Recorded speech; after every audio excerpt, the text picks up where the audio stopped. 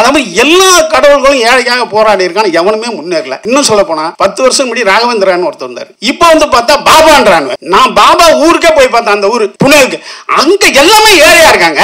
அங்கேயே ஒரு பணக்காரன் ஆக முடியல, இங்க வந்து ஊருக்கு பாபா கோவில் கட்டிட்டு இருக்காங்க. இதெல்லாம் எவ்வளவு பெரிய அநியாயமா இருக்கு. திருப்பதியில பாருங்களேன், 3/4 பேர் ஏழையா இருப்பான். இங்க இருந்து எல்லாம் பணக்காரன் ஆகிறதுக்கு போயிட்டு பண்ணுவோம். இதெல்லாம் முரண்பாடுனுடைய உச்சம். அப்ப ஒரு தனி மனிதன் அவன் முயற்சி எடுத்து தான் இங்கே முன்னேறி இருக்கணும். பணக்காரன் ஏமாற்றிட்டான், அவன் கொள்ளை அடிச்சிட்டான், இதுக்கெல்லாம் கதைக்கே ஆகாது. ஏனென்றால் நீங்கள் பணக்காரன் ஆனாலும் நீங்கள் அதை தான் செய்ய போகிறீங்க. ஏழையாக இருக்கிற வரைக்கும் தான் எல்லா நியாயமும் இங்கே. பணக்காரன் ஆன பிறகு நானும் ஒரு காலத்தில் கம்யூனிஸ்ட் தான், இதுதான் உங்கள் வாசகமாக இருக்க போகுது. ஏனென்றால் பணம் சேர்த்து வைத்து கொண்டு உங்கள் பிள்ளைக்கு சேர்த்து வைக்கிறது தான் இந்த இந்திய சமூகம் சொல்லி தருது உங்களுக்கு. நீங்கள் பெரிய பணத்தை உங்கள் தலைமுறைக்கு சேர்த்து வச்சு அவனை குட்டிச்சவராக ஆகிட்டு போயிடணும். ஆனால் வெளிநாடுகளில் அப்படி கிடையாது. நீங்கள் ஒரு மிகப்பெரிய பணக்காரன் எப்படி இருப்பான்னு வைங்களேன், பேக் கிவ் த சொசைட்டின்னு ஒன்று வச்சுருப்பாங்க. 5% 10% தான் அவன் பிள்ளைங்களுக்கு எழுதி வைப்பான், பாக்கி எல்லாத்தையும் சொசைட்டிக்கு எழுதி வைப்பான். ஏன்னா இது அப்போ தான் வெளிநாடுகளில் பணக்காரனை மதிப்பான், அந்த பிள்ளைங்கள்லாம் வேலை செய்யும். இங்கே அப்படி கிடையாது. இந்திய சமூகம் வந்து சேர்த்து வைக்கலாம். அம்பானி இல்லைன்னா 6000 கோடி செலவு பண்ணுறாருங்க.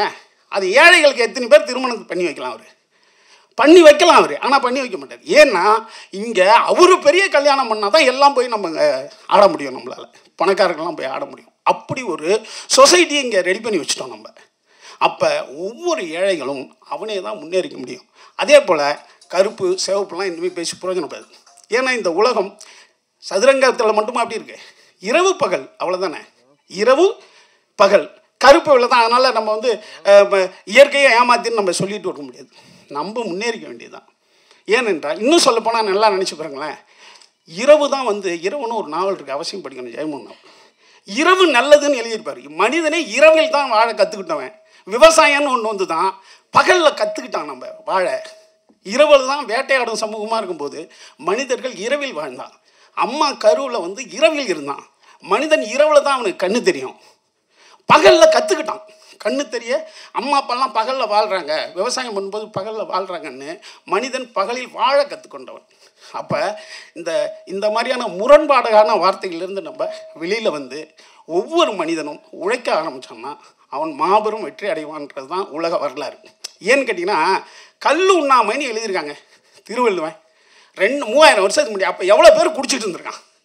இப்போ மட்டும் அங்கே சினிமாவில் வந்து பார் சீனு வச்சுட்டானுங்க அப்படின்னு கத்திட்டு இருக்கோம்ல. ஒரு படைப்பு அந்த சமூகத்தை பிரதிபலிக்கிறது தான் ஒரு படைப்பு. அது நாவலாக இருக்கட்டும், சினிமா இருக்கட்டும். நிறைய பேர் குடிக்கிறான், அதனால் பார் சீனு வச்சுட்றானுவே.